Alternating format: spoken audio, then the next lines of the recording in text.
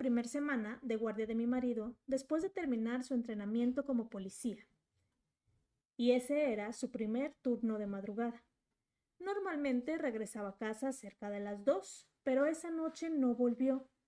Intenté no preocuparme pensando que quizás solo era el trabajo, pero las horas pasaban y el silencio del teléfono se sentía cada vez más pesado.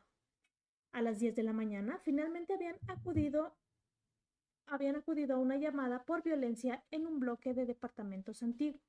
Cuando él y sus compañeros caminaron por el pasillo hacia el departamento, notaron manchas oscuras en las paredes y marcas en el suelo, como si alguien hubiese sido arrastrado.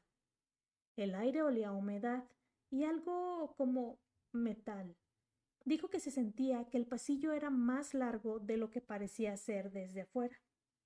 Al entrar, encontraron a una mujer inconsciente en el suelo y a un hombre sentado en el sillón con un bate en la mano, completamente en silencio.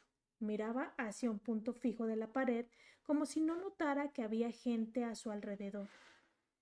Mi marido dijo que lo más inquietante no fue la escena, sino que la televisión estaba encendida, pero solo mostraba estática, y aún así se escuchaban murmullos dentro de la habitación, como si varias personas hablaran al mismo tiempo. Mientras aseguraban el lugar, su compañero juró haber visto a alguien parado al final del pasillo, pero cuando fueron a revisar no había nadie. Las luces del edificio empezaron a parpadear y en ese momento el hombre del sillón comenzó a reír de forma muy despacio, pero sin cambiar la expresión de su rostro. Cuando sacaron a la mujer en la camilla, mi marido sintió que alguien le jalaba suavemente la parte de atrás del uniforme. Disculpen mis gatos. Cuando sacaron a la mujer en camilla, mi marido sintió que alguien le jalaba suavemente la parte de atrás de su uniforme, como si fuera un niño tratando de llamar su atención. Pero al voltearse, no había nadie. En el elevador, el radio de su cinturón se activó solo y transmitió una voz que repetía algo que nadie podía entender. Más tarde, mientras hacía él el papeleo, revisaron las cámaras del pasillo y en una de ellas se veía claramente que mientras ellos estaban en el interior del departamento, una silueta alta estaba parada frente a la puerta, inmóvil, durante casi 10 minutos, hasta que la cámara se apagó sola.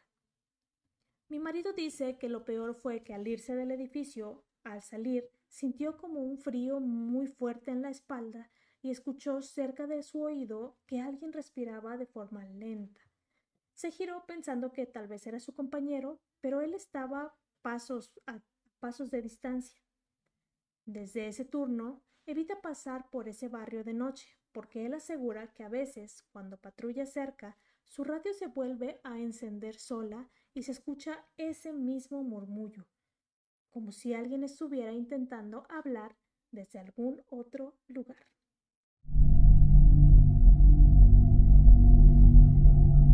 Esta siguiente historia nos cuenta: me pasó algo bastante escalofriante hace poco. Recibí una llamada de emergencia de una persona que dijo que al llegar a su casa, junto a la tienda familiar, encontró a su hermana inconsciente. Cuando llegamos, la casa estaba muy silenciosa, como si el sonido se hubiera apagado, y el aire adentro estaba muy frío, aunque afuera hacía calor. El equipo de rescate había llegado antes, pero aún no revisaban toda la casa. Mientras observábamos el lugar, notamos señales de que alguien había entrado por la ventana trasera. Pero lo más raro es que había huellas húmedas en el piso que no llevaban a ninguna parte. El equipo de rescate se llevó a la chica porque todavía detectaban señales débiles de vida y dijeron que todo había pasado un poco antes de que ellos llegaran. Mientras tomábamos notas, escuchamos pasos en el segundo piso, aunque la casa estaba vacía. También sonaba una radio vieja en la cocina que se encendió sola con una voz distorsionada que no alcanzábamos a distinguir qué era lo que decía. Antes de irnos, sentí que alguien estaba detrás de mí, pero cuando volteé no había nadie. solo el reflejo de una sombra que no coincidía con ninguno de nosotros. Y desde ese día me quedó la sensación de que en esa casa hay algo que sigue esperando a que alguien regrese.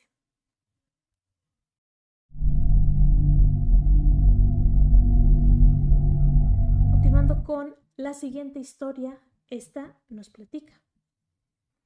Era mi primer año como oficial y todavía estaba aprendiendo a manejar los turnos nocturnos sin sentir que había sombras por todas partes. Esa noche me enviaron a revisar una alarma en un restaurante viejo, uno de que los veteranos hablaban de la zona. Decían que estaba embrujado por una mujer, pero yo pensaba que eran solo historias para asustar a los nuevos. El primer oficial en llegar fue un agente mayor, alguien que nunca perdía la calma. Por eso me sorprendió escuchar su voz en la radio, tensa y un poco más aguda de lo normal, pidiendo refuerzos. Cuando doblé la esquina, vi su patrulla estacionada frente al restaurante. Las luces rojas y azules iluminaban la fachada agrietada, y él estaba apoyado en el cofre del auto con su arma lista, mirando hacia el techo sin moverse. Bajé rápido y me acerqué. Le pregunté qué era lo que estaba pasando, sin apartar la vista del edificio. Él me dijo que cuando llegó y las luces del auto iluminaron el lugar, vio claramente en el techo que había una mujer en la orilla, dispuesta a saltar. Él salió rápido del auto hacia la calle, pero cuando las luces volvieron a iluminar el sitio, la mujer ya no estaba. No sonaba como que lo estuviese inventando, sonaba que de verdad lo había visto y no lo podía explicar. Otro oficial llegó y entramos los tres al restaurante. La puerta principal estaba cerrada. La alarma seguía sonando y adentro olía como a polvo viejo. Las mesas estaban ordenadas como si el lugar hubiese estado cerrado desde hace varios tiempos. Caminamos revisando la cocina, los baños, la bodega, pero no había nada, ni señales de alguien que estuviese escondido, ni puertas forzadas, ni ventanas rotas, ni nada. Pero algo se sentía diferente. En la cocina, en uno de los refrigeradores viejos, este comenzó a vibrar, aunque estaba desconectado. No hacía un ruido fuerte, pero sí hacía un zumbido constante. Cuando lo abrimos, estaba vacío, excepto por un plato limpio al centro. Parecía que alguien lo hubiese colocado segundos atrás. No le dimos importancia y seguimos avanzando. En el comedor principal, las sillas empezaron a moverse despacio. Se arrastraban de poco a poco, como si alguien las empujara de forma lenta. Nadie de nosotros habló. Solo escuchábamos el roce de las sillas contra el piso. Cuando revisé el baño de mujeres, la luz comenzó a parpadear, y en el espejo, por un pequeño segundo, creí ver algo detrás de mí. Era la silueta de una mujer con cabello largo. Cuando me giré, ya no había nadie, y cuando volví a ver hacia el espejo, tampoco. Salimos del edificio convencidos de que no había ningún intruso, pero ninguno de nosotros quería decir en voz alta qué era lo que pensábamos. Cuando el oficial mayor estaba llenando su reporte, notamos algo extraño en la carrocería de su patrulla. Sobre el polvo del cofre había marcas, como huellas de manos pequeñas, alineadas, pareciendo que alguien hubiese caminado con las manos desde el parabrisas hasta el borde. Esa noche terminó, pero las cosas raras no. Durante semanas, cada que pasábamos cerca de ese restaurante, la radio de la patrulla hacía una interferencia. Sonaban voces, pero no eran claras, eran más bien susurros. Y más de una vez, en el retrovisor, juraría haber visto a la misma mujer sentada en el asiento trasero, solo por un segundo, antes de que desapareciera cuando yo volviera a mirar. Nunca volví a responder una llamada de ahí estando solo.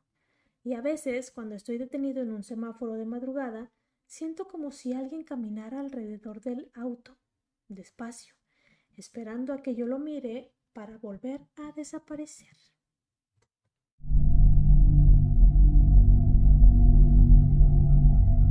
Recibí una llamada de una mujer que vivía sola con sus perros y que llevaba varios días sin ser vista. La llamada era extraña. Era una voz como medio entre susurros que repetía su dirección pidiendo ayuda. La línea tenía una interferencia rara, como si el sonido viniera de lejos o algo así. Intenté hacerle más preguntas, aunque la llamada se cortó. Un compañero y yo, un compañero y yo fuimos a la casa. Desde afuera todo parecía normal, aunque los perros ladraban de forma desesperada, como si quisieran advertirnos de algo. Forzamos la entrada y los encontramos alterados, corriendo de un lado a otro. Empezamos a revisar la casa en busca de esta mujer. En la sala vimos algo extraño saliendo del sofá. Al principio no lográbamos entender qué era, incluso con la luz del día entrando por las ventanas. Solo parecía algo fuera de lugar. Cuando me acerqué para rodear el sofá, entendí que la mujer había fallecido hacía tiempo. La escena era inquietante, pero lo que más me perturbó fue la sensación de que la casa estaba habitada, no por alguien visible, sino por una presencia. El aire se sentía muy pesado. Se hizo el procedimiento normal. Retiraron a los perros, levantaron los restos y catalogaron el caso como muerte natural ocurrida días atrás. No había señales de entrada forzada ni de intervención de otra persona. Todo parecía tener una explicación lógica, excepto por la llamada. Cuando ya nos íbamos, revisé el registro de comunicaciones para cerrar el reporte. La llamada de servicio que había entrado había sido desde el teléfono fijo de la casa, a una hora en la que, según el forense, la mujer ya tenía al menos 2 días fallecida. Pensé que sería un error del sistema, hasta que el operador me dijo algo que me dejó helado durante todo el día. Mientras recibía la llamada, de fondo se escuchaban a los perros llorar y una voz muy bajita que repetía que todavía estaba ahí. Volvimos a la casa para revisar de nuevo, pero ya estaba vacía, limpia y sin muebles. Y al entrar, uno de los radios empezó a emitir estática. Entre los ruidos, por un segundo se escuchó el susurro femenino de alguien muy cerca del micrófono. No dijo nada, pero todos lo escuchamos. Y desde ese día, cada cierto tiempo, cuando estoy en turno de madrugada, aparece en el sistema una llamada cortita desde ese mismo número. No hay voz, solo hay una respiración, aunque a veces muy bajito, como si la voz llegara desde otro lugar, se escucha que alguien dice: «Gracias por venir, pero sigo aquí».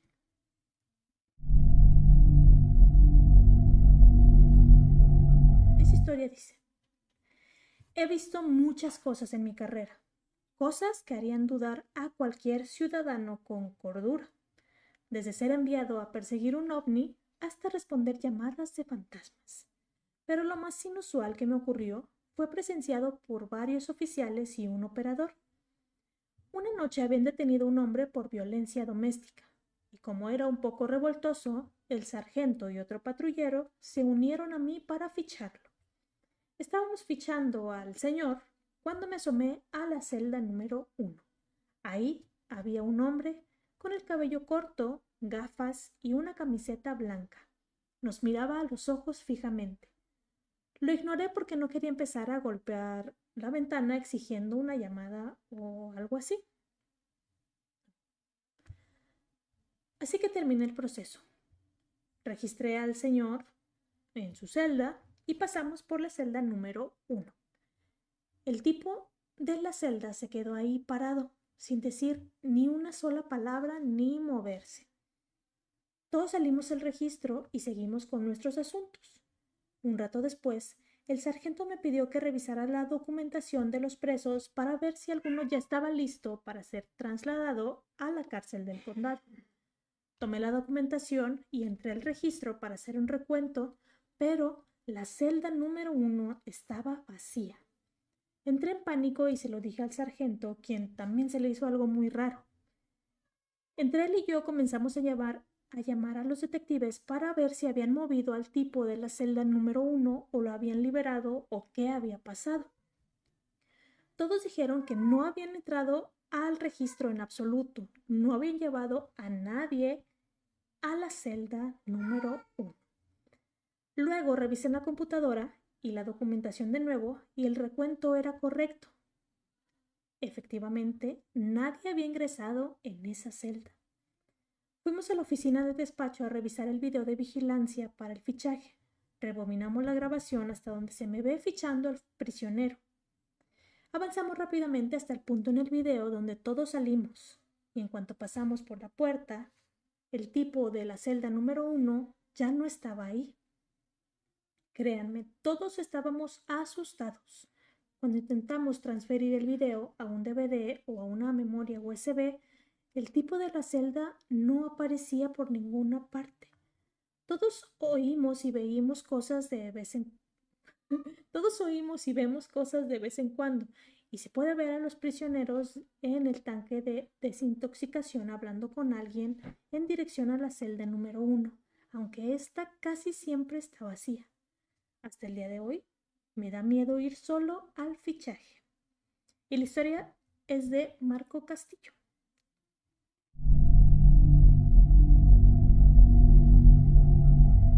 Hace más de 20 años recibí una llamada de alarma en el antiguo edificio de la Asociación de Padres y Maestros, frente a un juzgado en Texas. La alarma ya se había silenciado cuando llegué con un oficial superior. Encontramos una puerta sin seguro, ligeramente abierta y en el lado este, así que me apostó ahí mientras él terminaba el perímetro y llegaban otros oficiales. Estaba mirando fijamente hacia la puerta cuando la alarma se activó de nuevo y la puerta se cerró de golpe en mis narices, con un portazo fuerte. El oficial superior corrió a mi posición y me preguntó que por qué había cerrado la puerta, pero yo le dije que yo no había sido. Llamamos al K9 y el perro llegó enseguida. Entré con él para despejar el edificio, pero no encontramos nada, aunque el perro se comportaba de forma muy extraña todo el tiempo, como si alguien estuviera dentro, pero no percibíamos ningún olor. Aseguramos el edificio y apareció un encargado de llaves y dijo, bueno, si saben que este lugar está embrujado, ¿no? Había una secretaria que trabajó ahí unos 30 años y tras su muerte seguía apareciendo a trabajar. Papeles vuelan de los escritorios, puertas se cierran, de repente la vemos, etc. Ambos le dijimos al encargado de llaves que la siguiente alarma correría por cuenta de él.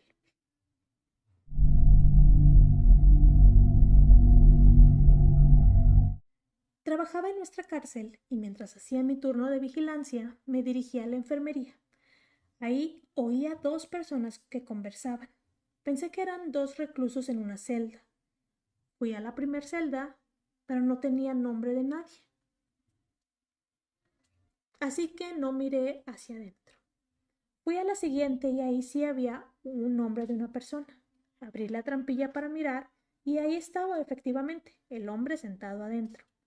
Al principio yo no le dije nada, pero al cerrar la trampilla escuché su voz preguntándome si podía mover a los vecinos de al lado porque estaba solo. Y él quería pues que al menos estuvieran los 3 juntos en la misma celda para hacerse compañía. Me regresé a la puerta anterior y miré por la ventana para ver si acaso había alguien ahí adentro, pero no estaba su registro afuera. Sin embargo, al observar en el interior, no había nadie en la celda. Volví con el hombre de la celda número 2 y le pregunté si había estado escuchando que alguien hablaba, y él me dijo que sí, que habían estado hablando mucho durante mucho tiempo y él quería formar parte de la conversación también, pero no le hacían caso. Entonces yo le dije que no tenía vecinos en la celda de al lado y que había estado solo todo ese tiempo. La historia la platica un oficial llamado Scott Rowelson.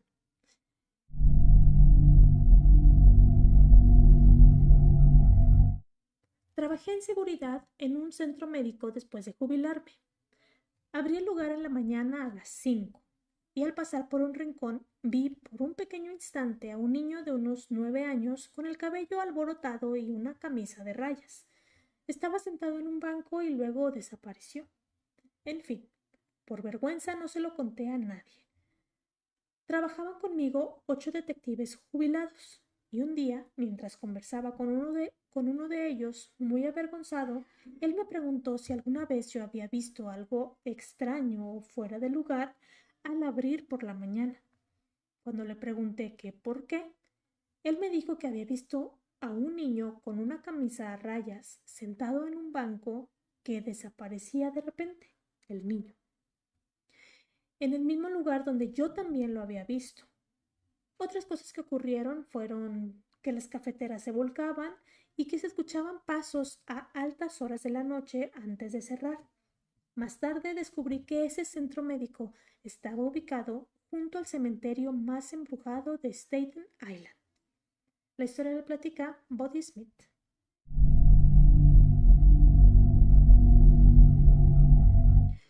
Solía tener un amigo que era policía estatal retirado de Massachusetts. Su madre era indígena americana y era una mujer de medicina, conocida por sus habilidades curanderas. Obviamente, él heredó su capacidad para leer a las personas. Una vez estábamos en un círculo de meditación en mi casa cuando él cayó en trance y comenzó a canalizar a un bombero que aparentemente acababa de perder la vida. En ese momento había un enorme incendio a unos 40 kilómetros de distancia. Recuerdo que la entidad dijo que su nombre era Tom y contó que él y otro bombero estaban atrapados en el segundo piso, detrás de una puerta de acero, dentro del almacén en llamas. John salió del trance y estaba aturdido. Le dije que teníamos que llamar al departamento de bomberos, pero se negó porque tenía miedo de poner en riesgo su pensión si revelaba quién era. Así que yo hice la llamada, identificándome como un clérigo espiritualista. A la mañana siguiente encontraron a los dos cuerpos exactamente como se había dicho. Algunas personas tienen naturalmente ese talento, no importa cuál sea su profesión.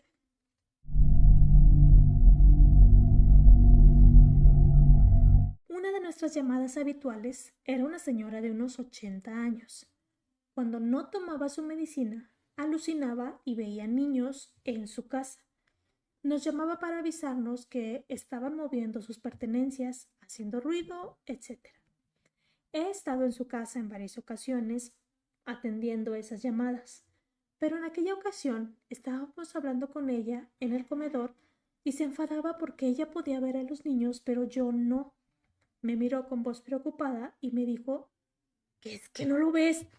Lleva 10 minutos mirándote fijamente y está sonriendo de una manera bien rara.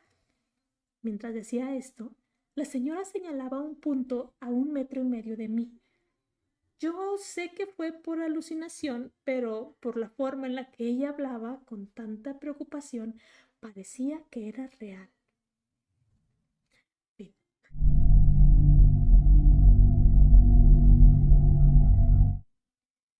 Pasé por una situación que simplemente no puedo explicar.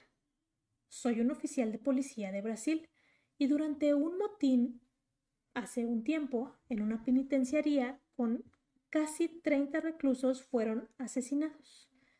Ese año fui ahí para resolver unos trámites burocráticos judiciales. Mientras hablaba con el director de la penitenciaría, mencionó algo que había sido captado por la cámara de vigilancia y me mostró el video con un poco de inconformidad e incomodidad. Me dio curiosidad y lo vi. Un hombre apareció de la nada en la sala de archivos alrededor de las 2 de la madrugada. Caminó hasta el centro de la habitación.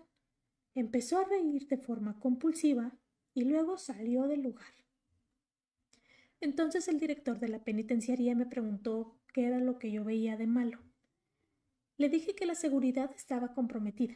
Si un recluso había podido entrar a esa sala con tanta facilidad, podría caminar libremente por todo el sitio. También observé que el hombre probablemente estaba paranoico debido al consumo del crack. Pero, aparentemente, esos eran problemas menores en el video. Entonces el director señaló lo siguiente. El intruso apareció en la cámara desde la derecha, pero no había ninguna puerta en la pared derecha de esa habitación. La alarma nunca se activó, aunque en este sitio siempre se activaba cuando alguien entraba. El hombre captado en el video era conocido por el personal de la penitenciaría por ser un convicto que había sido decapitado durante el último motín. Después, el director me mostró el expediente del intruso y todas las características coincidían con el hombre del video, incluidos los tatuajes. Era ese mismo hombre el que había sido asesinado durante el último motín sin ninguna duda. Fin. Digo, este me gustó, fue mi favorito de